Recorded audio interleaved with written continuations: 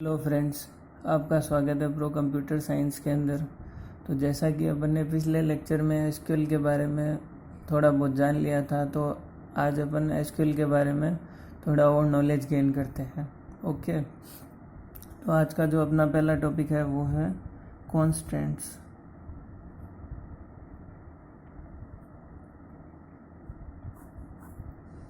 Okay, तो constant क्या होते हैं? एसक्यूएल के अंदर जो कॉन्स्टेंट है वो यूनिक डेटा इंसर्शन के लिए काम में लिए जाते हैं, ताकि आपने जो डेटा टेबल के अंदर इंसर्ट करना होता है वो टेबल के अंदर आपने जो टाइप डिफाइन किए हैं उनके अगेंस्ट वैलिडेट हो। फॉर एग्जांपल, मान लीजिए कि आपने टेबल के अंदर एज को इंटीजर रखा है, तो कोई भी यूज़र उसके अंदर एज को किसी कैरेक्टर से रिप्लेस ना करे। मतलब अगर आपने एज इंटीजर रखी है तो कोई भी यूज़र उसमें ABC जैसी वैल्यू ना डाल दे। ओके तो ये हो गया अपना कांस्टेंट। तो मैं एक टेबल ड्रॉ करता हूँ, अपन एग्जांपल से समझते हैं। Create table employ. ओके, अभी मैं इसमें फील्ड बनाता हूँ ID, ये मैंने लिया नंबर, इसका साइज़ है 4। आप यहाँ इंटीजर भी यूज़ कर सकते हैं। ओके, अभी मेरे को कांस्टेंट बनाना है, तो मैं सबसे पहले कांस्टेंट वर्ड लिखूँगा, उसके बाद कांस्टेंट का नाम, यहाँ पर epconst मैंने उसका नाम दिया है। अभी मेरे को प्राइमरी की बनाना है ID फील्ड को, तो यहाँ मैं लिख दूँगा प्राइमरी की।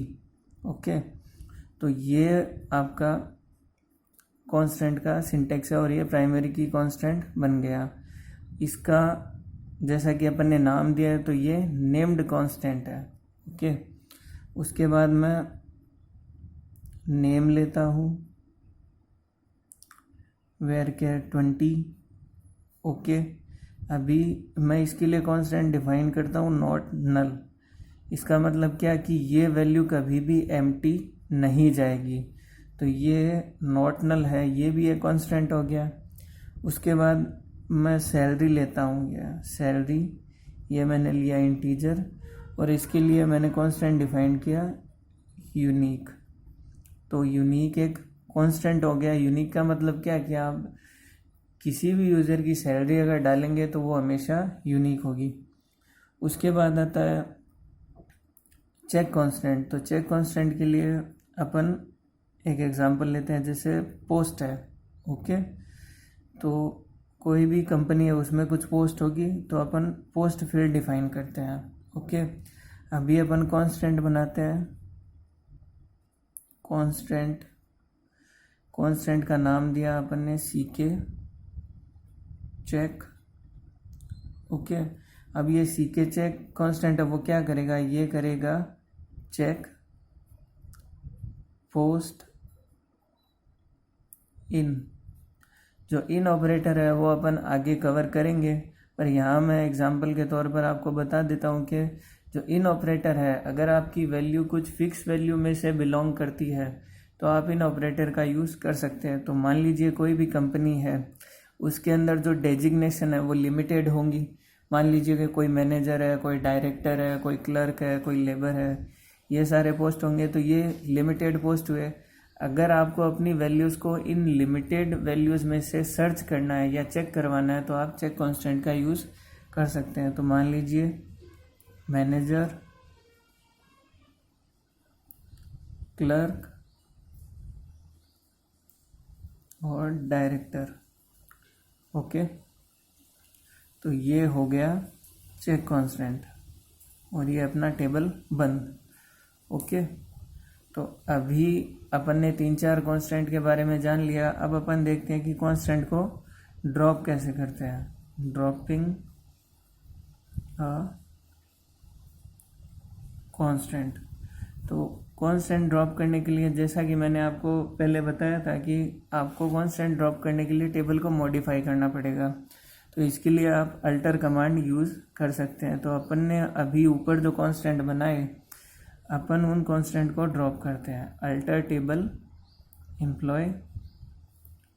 कांस्टेंट को अगर आपको ड्रॉप करना है तो आप लिखेंगे ड्रॉप कांस्टेंट और उसके बाद कांस्टेंट का नाम।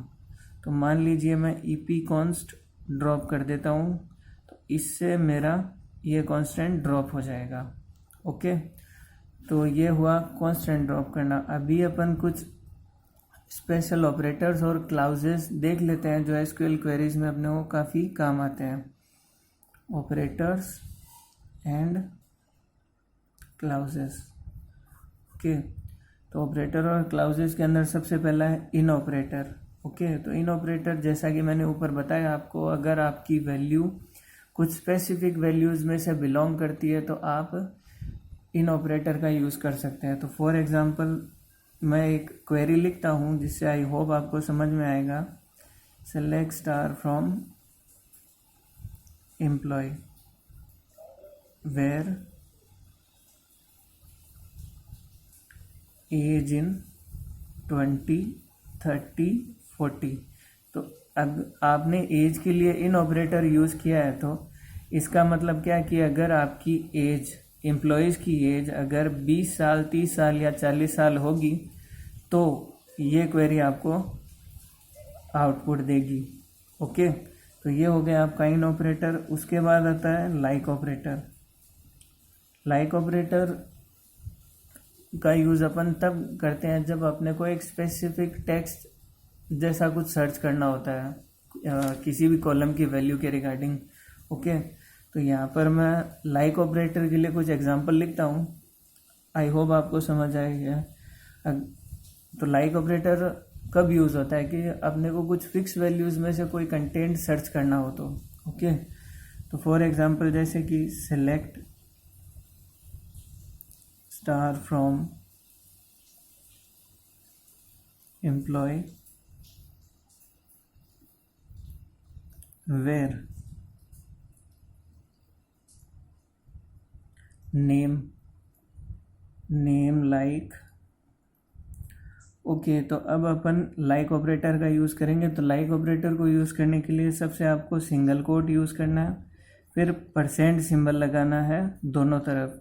ये पहला एग्जांपल है जिसमें मैं परसेंट सिंबल दोनों तरफ लगा रहा हूँ, और आप यहाँ बीच में जो कंटेंट आपको सर्च करना है वो लिख सकते हैं। ओके, तो जैसा कि यहाँ पर लिखा हुआ है लाइक परसेंट PA%। तो परसेंट अगर बिगिनिंग में है तो इसका मतलब क्या कि PA के पीछे कुछ भी हो सकता है। परसेंट अगर आगे है तो इसका मतलब क्या कि PA के आगे कोई भी कंटेंट हो सकता है। ओके, तो जो PA है वो आप सर्च करेंगे तो आपको दूसरा एग्जांपल अपन लेते हैं। मान लीजिए आपको सर्च करना है लाइक PA%। ओके, तो अगर परसेंटेज सिंबल एंड में है तो इसका मतलब क्या कि कोई भी टर्म जो आप सर्च कर रहे हैं, जैसा यहाँ PA है तो बिगिनिंग के अंदर PA होगा और उसके आगे पीछे उसके केवल आगे कुछ भी हो सकता है अगर परसेंट सिंबल आगे है तो।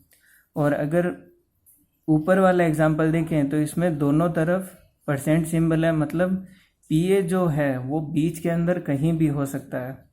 अपन अगला एग्जांपल देखते हैं लाइक जैसे मैंने यहाँ पर एक अंडरस्कोर लिखा, फिर PA लिखा और फिर परसेंट लिखा।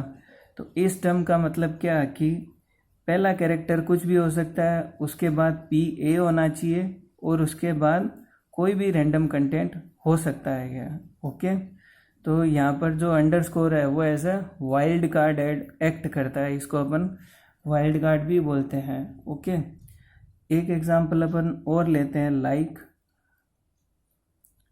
A%O। तो इसका मतलब क्या, परसेंट सिंबल बीच में है तो A और O के बीच में कोई भी कैरेक्टर हो सकता है, उसका स्टार्टिंग कैरेक्टर A होना चाहिए और एंडिंग कैरेक्टर O होना चाहिए। ओके, तो ये हो गया अपना लाइक। इसके बाद अपन चलते हैं एज जो है वो एक्चुअली एलाइस नेम देने के काम आता है कॉलम्स को। तो ये कैसे काम करता है अपन एग्जांपल से देखते हैं। Select name as full name from employ. तो अभी जब आप इस क्वेरी को रन करेंगे तो जो नेम कॉलम है, आपने ऊपर जो टेबल है उसमें लिया था, वो आपको as a full name display होगा। मतलब आपने नेम के कॉलम को as a full name rename कर दिया, केवल टेम्पररी, परमानेंटली नहीं। ओके, तो ये हो गया अपना एज ऑपरेटर। उसके बाद अपन देखते हैं वेयर। तो वेयर जो है वो स्पेसिफिक कंडीशन के अंदर काम आता है। ओके, तो वेयर के अंदर जैसा कि अपन ने ऊपर एग्जांपल में देखा था, अपन दोबारा देख लेते हैं। Select star from employ where name equal to Ram. तो टेबल के अंदर जहाँ भी किसी एम्प्लॉय का नाम अगर राम होगा तो ये आपको उस क्वेरी के रिगार्डिंग आउटपुट देगा। ओके, तो अभी अपन ने वेयर भी पढ़ लिया। अभी इसके बाद अपन देखते हैं group by.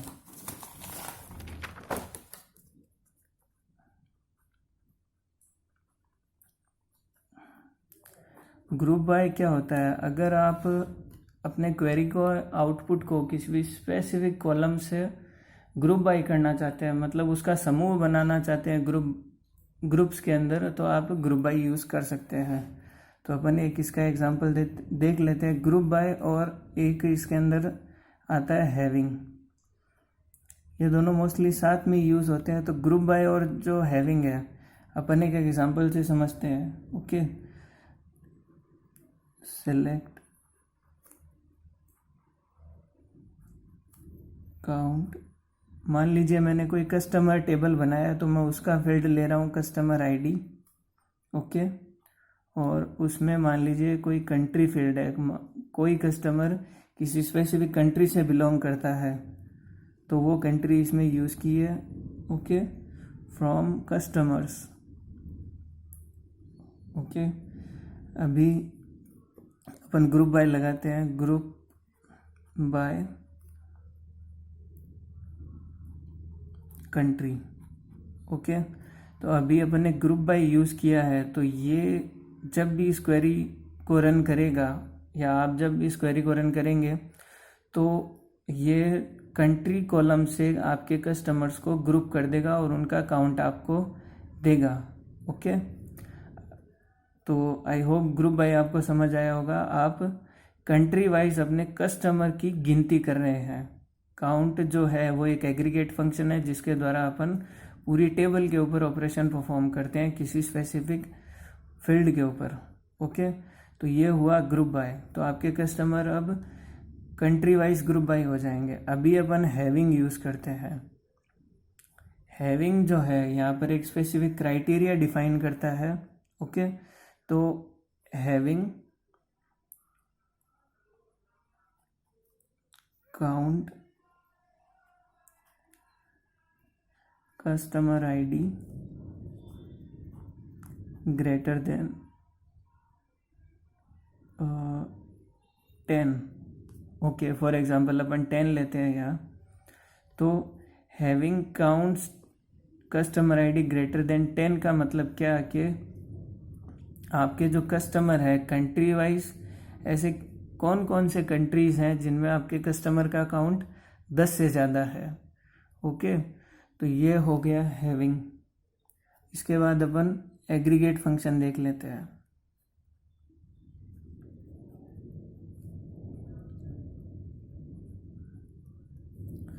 Aggregate function SQL के अंदर अगर आपको किसी स्पेसिफिक फील्ड के ऊपर कुछ ऑपरेशन परफॉर्म करना है तो उसके लिए आप एग्रीगेट फंक्शन का यूज़ कर सकते हैं। ओके, तो एसक्यूएल के अंदर मोस्टली 5 एग्रीगेट फंक्शन है, जैसा कि पहला है सम और एवरेज,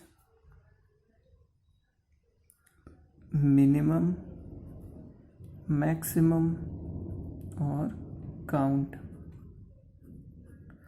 ओके, जो सम फंक्शन है अगर इसके अंदर आप किसी